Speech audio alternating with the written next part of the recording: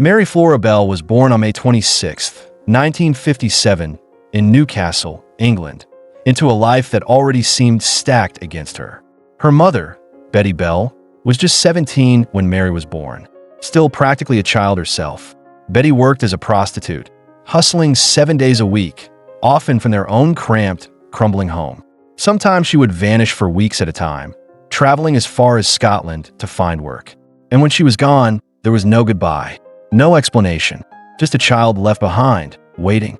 Mary's father, Billy Bell, wasn't much of a presence either. An alcoholic, well known to the local police for fighting, theft, and other petty crimes, he spent more time getting into trouble than being a father. I think it's heartbreaking to realize that from the very beginning, Mary wasn't just neglected, she was abandoned emotionally, over and over, by the two people who should have loved her the most. Mary's early life wasn't just lonely, it was dangerous. Betty Bell wasn't only unstable, she was severely mentally ill. She suffered from bipolar disorder, swinging between manic highs and crushing lows, and those swings often turned violent.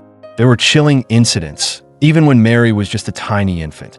Neighbors and relatives later recalled how, at just a few months old, Mary had been thrown out of a second-story window by her own mother. Miraculously, she survived, but it wasn't the only close call. There was another time when Mary, still a toddler, accidentally consumed a handful of sleeping pills and became gravely ill. But the truth was even darker. Many people saw Betty handing sleeping pills to Mary like they were candy, little sweets from her mother. Honestly, I think it's almost unbearable to imagine a baby girl not only unloved but actively endangered by the very person who gave her life. At several points, Betty even tried to give Mary away, asking family members if they would take her, get her off her hands. But no one agreed.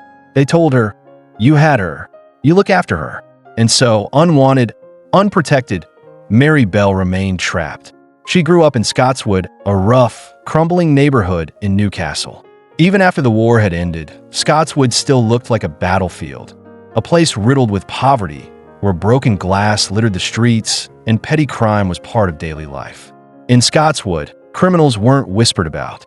They were your neighbors, your family, sometimes even your heroes. I think it's important to understand this environment because Mary wasn't just born into a broken family. She was born into a broken world, a world that didn't offer her safety, didn't offer her love, and didn't offer her a way out. In Scotswood, childhood was raw and wild. There weren't many rules, and even fewer adults around to enforce them.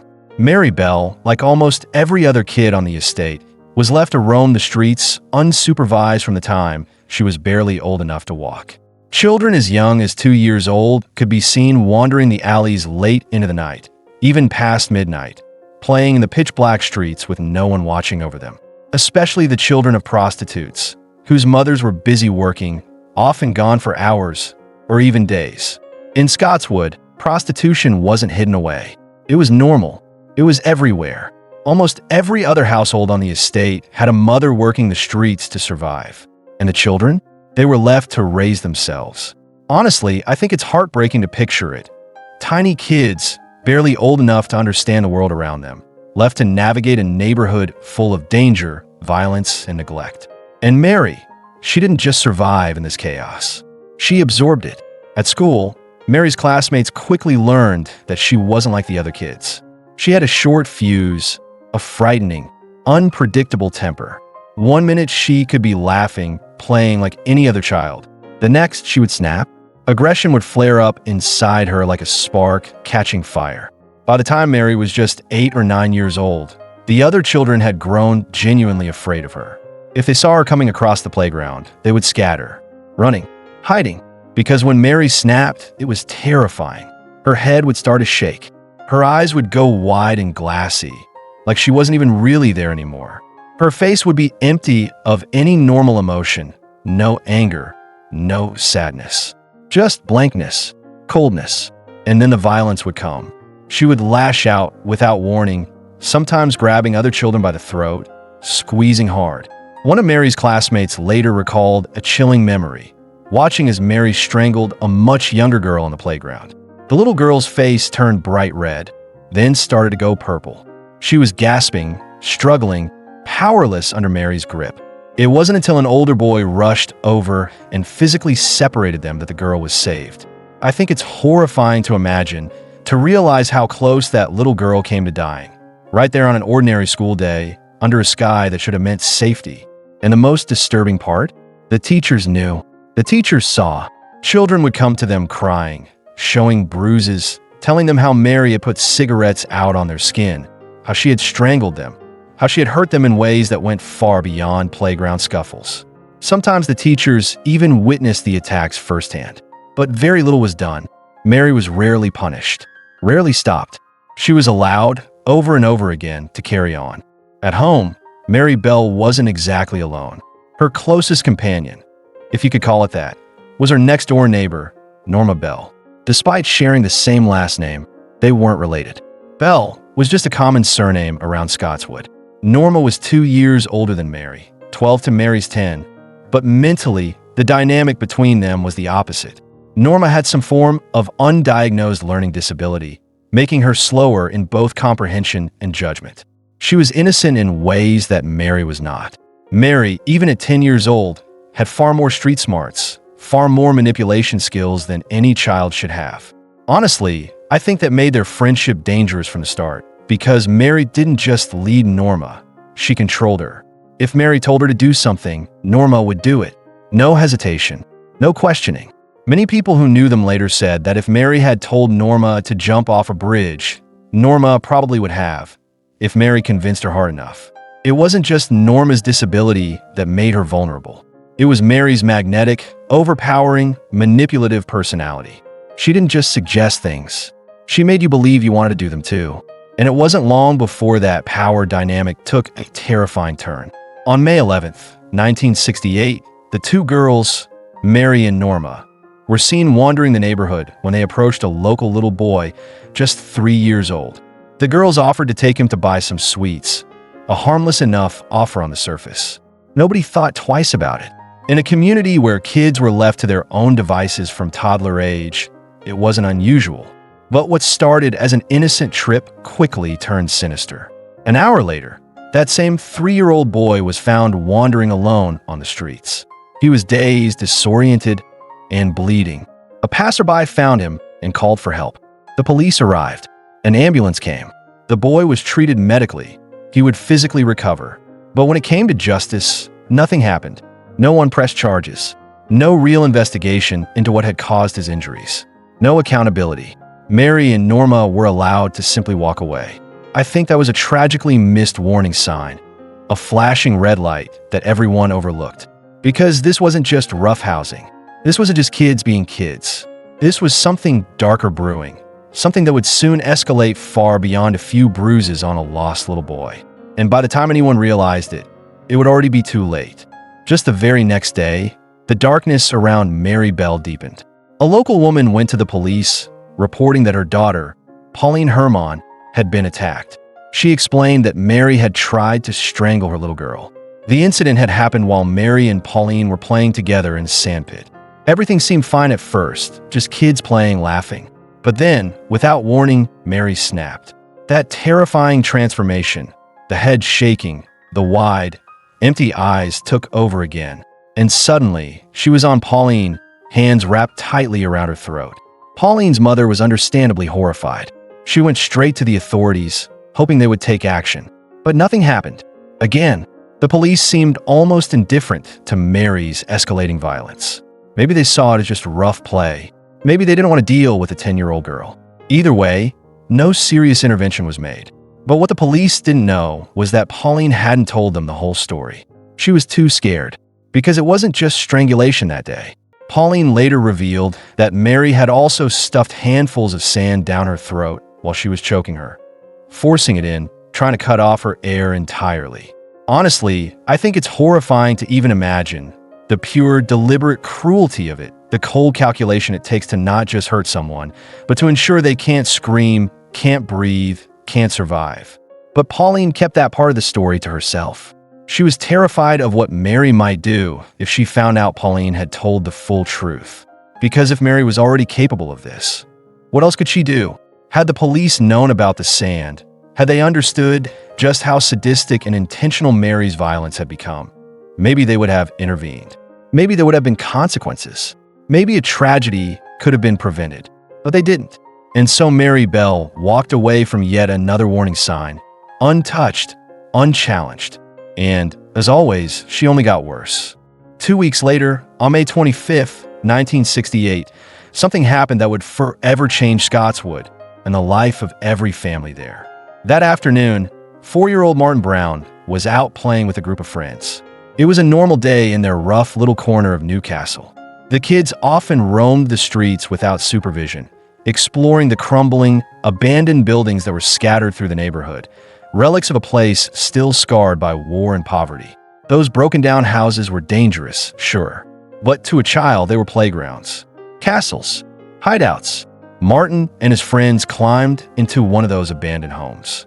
Dark, dusty, forgotten. But as the boys played, something went wrong. One of Martin's friends found him, lying still. At first, the boy thought Martin had simply had an accident, maybe a fall. Maybe he had bumped his head or twisted his ankle. Panicked, the boy ran to tell his mother. Within minutes, a crowd gathered outside the abandoned house.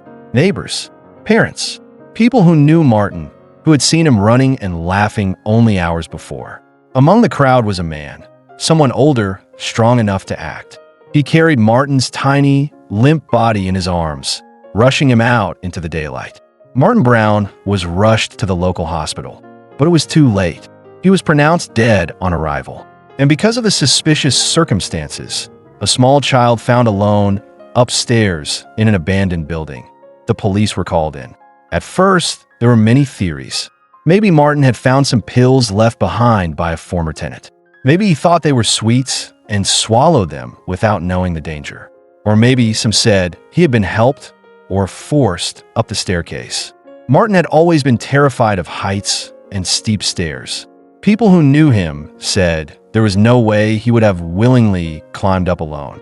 One dark theory whispered around Scotswood was that someone had lured him up there, and then something terrible had happened. But when Martin's postmortem came back, there were no clear answers. The pathologist couldn't find any obvious cause of death. No bruising, no visible trauma, no clear sign of poisoning. And so, despite the strange, unsettling circumstances, it was ruled that Martin Brown had died of natural causes. At just 4 years old. Honestly, I think that's one of the most chilling parts of this story. The way the truth stayed hidden, even when it was right there in front of everyone. Because Martin's death wasn't natural. It wasn't an accident, but no one knew it yet. And the real horror was only just beginning. The very next day, May 26th, 1968, Mary Bell was over at Norma's house, just like always. The two girls were inseparable by now, tied together by a bond that seemed innocent on the surface. But underneath, something much darker was brewing. At one point, Norma's father happened to walk into the room, and what he saw made his blood run cold. There was Mary, her small hands wrapped tightly around Norma's throat, squeezing. Norma's face was turning bright red, struggling, gasping for breath. Without thinking, Norma's father rushed over, pried Mary's hands away, and separated them. But in the way adults sometimes do, especially back then, he brushed it off. Just rough play. Just kids being kids, maybe playing a little too rough. He warned them sternly not to play games like that again, that it was dangerous. But he had no idea just how serious it really was. No one did. Honestly, I think that moment, that one chance to see the real danger inside Mary Bell, slipped right through their fingers. And it cost so much more than anyone could have imagined. And then, just one day later, on May 27th, something even more chilling happened. The police were called to a local nursery. Someone had broken in over the weekend. At first glance, it didn't seem like a normal burglary. Nothing was actually stolen. Instead, the place had simply been trashed. Toys thrown everywhere, papers scattered, walls vandalized. It looked like someone had broken in just to cause chaos, to make a scene. But it was what they left behind that truly unsettled the police. For handwritten notes were found. The first one read, "I murder so that I may come back." The others were rambling, almost childlike in their anger and confusion. They cursed at the police using slurs. They taunted them. Messages like, "We murder, watch out," and "We did murder Martin Brown, fuck off, you bastard." It wasn't just vandalism. It was a confession. Right there, written in a child's hand, buried among the mess. I think this moment should have sent alarm bells screaming, should have made everyone stop and realize that Martin Brown's death wasn't natural, that something evil had already taken root. But instead, the notes were dismissed, written off as a cruel prank. The idea that a child, or children, could be responsible for Martin's death seemed too unthinkable, too dark to face. And so once again, Mary Bell and the terrible truth slipped quietly through the cracks. Despite the chilling nature of the notes found at the nursery, the police brushed them aside. They believed it was just a prank, an ugly, cruel attempt to mess with them. After all, the notes were riddled with spelling and grammar mistakes, written in a childish, almost nonsensical way. And more importantly, in their minds, Martin Brown's death had already been ruled natural causes. There had been no signs of violence, no reason to believe otherwise. So the warnings were ignored, the clues were buried, and life, for everyone else, seemed to move on. That very same day, May 27th, Mary Bell went to school as if nothing had happened. She sat in her classroom, picked up a pen, and wrote about Martin's death. In her school assignment, she described the scene vividly. There were crowds of people outside an old house. I asked what was the matter. There's been a boy who just lay down and died. Underneath the story, Mary drew a picture, a detailed sketch of a small boy, Martin, lying dead on the floor. In the picture, a workman was shown discovering the body. And next to the boy's small figure, Mary drew a little bottle labeled tablets. Honestly, I think that image, a 10-year-old girl calmly illustrating death and hinting at poison, is one of the most haunting glimpses into Mary's mind. Because it wasn't just a story, it was a confession hidden in plain sight. But again, no one noticed. The teachers didn't find the story or the drawing until weeks later, long after it could have raised alarms. In the meantime, Mary and Norma continued to weave themselves into the grief of Martin's family, but not in the way you might expect. Martin's aunt, who used to babysit both Mary and Norma, would sometimes have them over at her house even after Martin's death, which meant that Martin's own mother, June, would occasionally see the girls too. At first, June thought it was sweet that Mary and Norma seemed to care. They would often come up to her, their voices soft and innocent, asking, "How are you feeling? Do you miss Martin?" It seemed like a simple, childish concern, the kind of heartbreaking curiosity you'd expect from little girls trying to understand death. But now, looking back, it's so much more chilling, because Mary and Norma didn't just ask polite questions. Before Martin was even buried, before his funeral had even taken place, Mary and Norma showed up at June's house. They knocked on the door and asked, "Can we see Martin?" June was confused, stunned. She gently reminded them that Martin had passed away, that they couldn't see him anymore. But something about the way they asked, something about the persistence in their voices, it left a strange, unsettled feeling in her heart. I think it's horrifying to realize now they weren't asking out of confusion. They knew exactly what had happened to Martin, because they had been there. And deep down, maybe even then, June could feel that something wasn't right. When June gently told Mary and Norma that they couldn't see Martin because he was gone, Mary looked her straight in the eye and said, "Oh, I know he's dead. I want to see him in his coffin." Honestly, I think that one sentence, so blunt, so emotionless, must have sent a chill through June's heart. Because it wasn't the innocent curiosity of a grieving child. It was something far more disturbing. In the months following Martin's death, authorities tried to make the neighborhood a little safer. Abandoned houses, the broken skeletons of Scotswood, were being torn down one by one in an effort to give the children fewer places to get hurt. It was a start, but it came too late.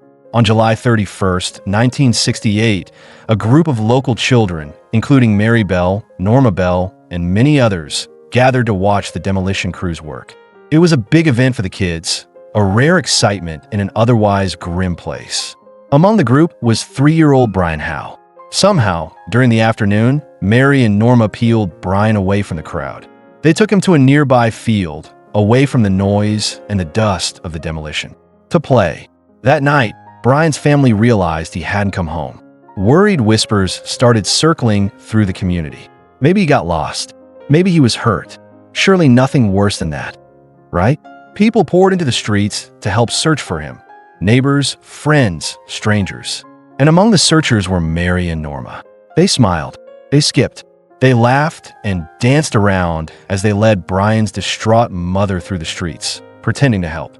I think that is one of the most chilling images of all. Two little girls hiding an unimaginable secret behind innocent faces. Later that night, Brian Howe's body was found. He was lying in the field where Mary and Norma had taken him, half naked, clearly murdered. Chunks of his blonde hair had been crudely hacked off and scattered around his small body. There were stab wounds on his legs, shallow, tentative wounds, and cuts that looked to have been made by the same scissors that had cut his hair. But Brian's true cause of death wasn't the stabbing. It was strangulation. And strangely, disturbingly, it wasn't the kind of strangulation you might expect. There were no violent signs of a brutal, overwhelming attack. Instead, it had been gentle, almost tentative, slow pressure applied over time. It suggested something terrifying, that the person who killed Brian hadn't been an adult. The pressure was too gradual, too light. It pointed to someone weaker, someone smaller, someone like another child. During the post-mortem, they found something else. On Brian's pale skin, faint but unmistakable, there was a letter M carved into his stomach. At first, police thought it had been done all at once. But closer examination showed something much stranger. It had been carved in two stages. First, an N, shaky, uneven. Later, it had been altered, extended, turned into an M. Honestly, I think that tiny, horrifying detail, the deliberate shaping of those letters, shows just how much thought, how much eerie focus went into what happened. This wasn't an accident. This was slow, purposeful. And for the first time, police began to realize the unthinkable. The killer they were looking for was probably a child. Given the disturbing similarities between Brian Howe's death and the earlier death of Martin Brown, the police finally started to see what should have been clear all along. Martin's case was reopened. No more talk of natural causes. The idea that a healthy 4-year-old boy would simply lay down and die didn't make sense. And now, with Brian's murder fresh in their minds, the truth was impossible to ignore. After a thorough reinvestigation, Martin Brown's official cause of death was changed to homicide. The two killings were linked. Two innocent little boys, both strangled, both targeted by someone who clearly wasn't acting impulsively. Someone young, someone capable of deception. For the first time, police stood in front of the community and announced publicly that they were looking for a child killer. The news shook Scottswood to its core. And right in the middle of it all, Mary Bell and Norma Bell seemed fascinated. Especially Mary. They couldn't stay away. Mary and Norma were constantly at the center of the chaos, hovering around the scenes, asking questions, giggling at inappropriate moments. They seemed obsessed with the case, like moths drawn to a flame. And worse, their behavior around the other kids was starting to escalate too. Mary had developed a reputation on the playground, not just for being rough, but for bragging, telling other girls that she had strangled a little boy. At first, some kids thought she was just trying to scare them, make herself seem tough. But after Brian's death, those jokes didn't feel like jokes anymore. Honestly, I think that's one of the most chilling parts, the way Mary almost wanted to be caught, or at least wanted the recognition, the power. Over the next few days, as rumors swirled around the estate, the police started getting tips. Neighbors, people who knew the girls. One name kept coming up, Mary Bell. At the time of Martin Brown's death, Mary was just 10 years old. 10, and yet, somehow, terrifyingly, it fit. The police tried to approach Mary to question her, but her father, Billy Bell, wasn't having it. He refused to let them near her, threatened them, even threatened to sick the family dog on them if they tried to come closer. It could have been a dead end, but around the same time, police got the break they desperately needed. A young boy came forward, a witness. He was just 9 years old, with a mental age closer to 4, and at first, he hadn't fully understood what he had seen. But eventually, he told his parents, and his parents went straight to the police. He had seen Brian's murder. He had seen who had taken Brian Howe into that field. And with his information, everything started to unravel. The young boy's testimony was both heartbreaking and chilling. Sitting in front of the police, he explained, in his innocent, halting way, what he had seen. How Mary Bell had approached little Brian Howe, claiming he had a sore throat. She told him she could make it better, that she could soothe it by massaging it. At first, it sounded harmless, even kind, but as she massaged Brian's small neck, her hands tightened. Slowly, steadily, until there was no air left, until Brian stopped moving. Honestly, I think it's devastating to imagine the way she disguised violence as care, turning something meant to comfort into something fatal. Armed with this powerful witness statement, the police acted quickly. They brought Mary and Norma Bell in for questioning. Each girl was kept separate, interviewed during the day, and then, in the evenings, placed into protective care, away from their parents and away from each other. The goal was simple. No one could influence their stories. No one could tell them what to say or what to hide. At the same time, the police got smart. They reached out to the girls' schools and asked to collect samples of their handwriting. They wanted to compare it to the strange notes found at the vandalized nursery weeks earlier, the ones that had taunted the police, bragging about Martin Brown's death. The comparison wasn't a perfect match. Technically, they couldn't confirm it beyond all doubt, but the similarities were too close to ignore, especially to Mary Bell's handwriting. The same jagged, childlike slant, the same uneven spacing, the same almost mocking tone. And while the police had the school books in hand, they decided to dig a little deeper, just in case. Leafing through Mary's schoolwork, they stumbled across something that made the hairs on the backs of their necks stand up. There it was, in Mary's childish writing, the story she had written the day after Martin Brown's death. The story about the little boy who had just laid down and died. The crowd gathered. The workmen found him, the little bottle of tablets drawn right beside his tiny body. I think it was at that moment the police realized they weren't just dealing with troubled kids. They were dealing with something calculated, something chillingly aware. Because Mary hadn't just written a story. She had documented the crime, in her own words, in her own pictures, and she had kept it, almost like a trophy. It was a chilling detail, and it was a detail that had never been released to the public. The media had not reported anything about tablets being found near Martin's body. It wasn't in the newspapers, it wasn't whispered in the streets. Only someone who had been there could have known. Honestly, I think that was the final undeniable clue, the piece that locked everything into place. Because while Martin's cause of death had officially been ruled as homicide, the precise mechanism was still unclear. But with Mary's drawing, the police now believed there was a very real possibility that she had fed those pills to Martin, either intentionally or through some deadly game she didn't even fully understand. That was all they needed. On August 8, 1968, both Mary Bell and Norma Bell were officially charged with 2 counts of murder, the deaths of Martin Brown and Brian Howe. Their trial began 4 months later, in November 1968. Both girls pleaded not guilty, and almost immediately, they turned on each other. Each girl blamed the other. At one point during the trial, the judge directed a series of specific, targeted questions at Mary Bell. Questions based on witness testimony collected during the investigation. One of the most damning was when he asked her directly, "Did you ever strangle a pigeon to death?" There was evidence, neighbors had reported it, that Mary had killed small animals before. It was part of her escalating pattern of violence. When the judge asked this question, something strange happened. Mary broke down. She began to sob uncontrollably, loud, dramatic, overwhelming tears. So much so that the trial had to be paused while they tried to calm her down.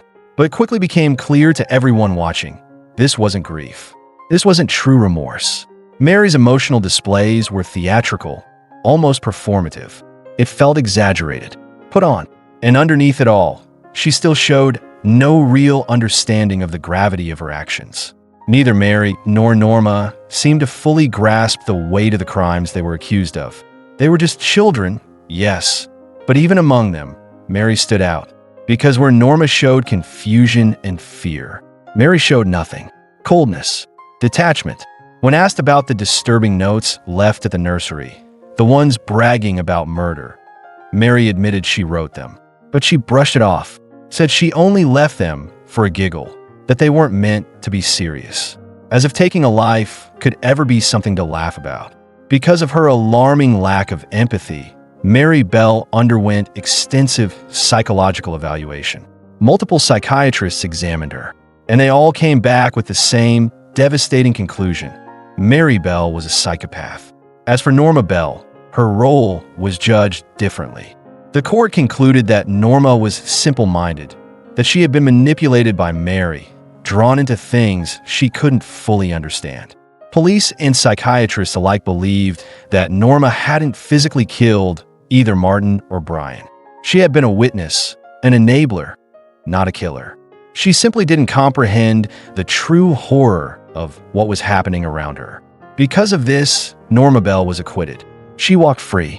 Mary Bell, however, was found guilty, not of murder, but of manslaughter, on the grounds of diminished responsibility due to her mental insanity. At just 11 years old, Mary Bell was declared legally insane. Because of her diagnosis, being labeled medically insane, the goal with Mary Bell was rehabilitation, not punishment. She was still a child after all, a deeply broken, dangerous child, but a child nonetheless. However, Mary was too young to be officially sentenced under the Mental Health Act, which would have sent her directly to a psychiatric facility. Instead, the system made a different decision. Mary Bell was sent to a boarding school, a place where, at least in theory, she could be kept under supervision, receive treatment, and learn how to rejoin society safely one day. But Mary's story didn't end with a trial. Her mother, Betty Bell, began visiting Mary regularly at the boarding school. Despite everything, despite the horror and betrayal and blame, the connection between them, twisted and toxic as it was, never completely broke. Still, deep inside, Mary blamed Betty for everything. For the life she had been forced to endure. For the coldness she had learned instead of love. One day, filled with desperate hope, Mary wrote a letter to her mother. A plea. She begged Betty to go to court and take responsibility for what had happened. To admit the truth of how Mary had been raised, the violence, the neglect, the emotional chaos. Mary believed that if Betty went to the authorities and told them everything, the court would finally understand it wasn't Mary's fault. It was hers. In her mind, if Betty confessed, maybe they would even imprison Betty instead and set Mary free. Honestly, I think that shows just how much Mary still didn't fully understand consequences or guilt or justice. Because no matter how tragic her upbringing had been, no matter how terribly she had been failed by the adults in her life, she was still killed. She had still taken the lives of two innocent little boys. There was no one doing that. Even if she had been a victim herself, she had created new victims, and nothing could erase that fact. Meanwhile, Betty Bell, Mary's mother, completely unraveled. The weight of what had happened crushed her. After learning that her daughter was a murderer, Betty became a full-blown alcoholic. She became a nervous wreck, barely able to leave the house, haunted by what she had created, or maybe by what she had failed to prevent. The once bold, chaotic woman who had dominated Mary's childhood collapsed into a shell of herself. And in a way, it was another tragedy layered onto an already broken story. Two lives destroyed by cycles of pain, and a world left to pick up the shattered pieces. While Betty Bell crumbled in the public eye, not everyone believed her grief was genuine. Many people, even those who had known her before all of this, suspected that Betty's so-called nervous breakdown wasn't truly about Mary at all. It wasn't about heartbreak for her daughter. It was about her own image, the shame, the judgment, the whispers that followed her wherever she went, the mother of the murderer. It was her reputation Betty seemed to mourn, not the daughter she had failed to protect or raise or love. Honestly, I think that adds a whole new layer of tragedy to Mary's story. Because even after everything, even after committing the unthinkable, Mary still didn't have a mother who truly saw her as a child worth saving. While Betty cried for the cameras, she had no problem selling her daughter's private letters, drawings, and stories to the press. Every week, it seemed, there was something new being leaked. Snippets of Mary's thoughts, her feelings, her life inside the boarding school, all served up to the hungry public for a price. Betty profited from her daughter's infamy. Even when the rest of the world recoiled in horror, Betty kept feeding it. One page, one secret, one betrayal at a time. Meanwhile, Mary's own journey through the justice system continued. After a few years at the boarding school, Mary was transferred to an open prison. Open prisons are technically still prisons, but they operate very differently. There's minimal supervision. Cells are often unlocked. Doors are open. Prisoners are trusted to self-manage their sentences. If they could find employment, they were even allowed to leave during the day to go to work, expected, of course, to come back voluntarily each night. It It was a place built on trust, a trust that Mary Bell, somehow, was deemed ready for. I think for many people, this decision felt controversial, even dangerous, because while Mary might have served time, the wounds she left behind in Scotswood and the families of Martin Brown and Brian Howe were still wide open. And now, the girl who once killed without remorse was being trusted to rebuild her life, step by step, beyond locked doors. In 1977, when Mary Bell was 20 years old, something almost inevitable happened. She escaped. Because the open prison system relied so much on trust and voluntary compliance, it wasn't particularly hard. And Mary, still impulsive, still chasing a kind of freedom she barely understood, took the chance. It was later believed that she escaped simply to lose her virginity. As strange and jarring as it sounds, that was the speculation. She didn't run away to disappear forever. She just wanted to experience something she thought she had missed. Of course, she was quickly caught, brought back, and punished, though the consequences were light. 28 days without privileges. That was it. 3 years later, in 1980, after serving just 12 years for the murders of 2 little boys, Mary Bell was deemed no longer a threat to the community. At just 23 years old, she walked free. She was granted full anonymity, a brand new identity, a fresh start. And to this day, Mary Bell, now a woman in her 60s, lives among us somewhere under a name no one knows. 5 years after her release, in 1984, on the 16th anniversary of the day she killed Martin Brown, Mary gave birth to a daughter. The daughter was innocent. She didn't ask for this legacy. She didn't know anything about her mother's past, and Mary Bell never intended to tell her. The courts granted her daughter anonymity too, protecting her at least until she turned 18. But when the girl was just 14 years old, reporters found them. They located the house where Mary and her daughter were living. Mary and her teenage daughter were forced to flee, sheets thrown over their heads, as flashing cameras chased them down the street. Honestly, I think that's one of the most tragic images from this whole story. A child paying the price for crimes she didn't commit, trying to hide from a past she didn't even know she had. Because of this, Mary Bell went back to court. She fought for her daughter's lifelong anonymity, arguing that even after 18, the girl would never truly be safe. She would always be a target. The court agreed. Mary Bell's daughter was granted permanent, lifelong anonymity. And when Mary Bell became a grandmother in 2009, her granddaughter's identity was protected as well. A second, and now a third generation, hidden in the shadows of crimes committed long before they were born. There's one more grim footnote to this story. Over the years, countless books have been written about Mary Bell, examining, theorizing, trying to understand how a child could become a killer. But for one book in particular, Mary Bell herself was paid. The author offered her £50,000 to share her inside perspective to help tell the full story. I think it's hard not to feel sick about that, knowing that after everything, after the lives that were taken, Mary Bell profited, not from hard work, not from redemption, but from the memory of 2 tiny boys who never got the chance to grow up.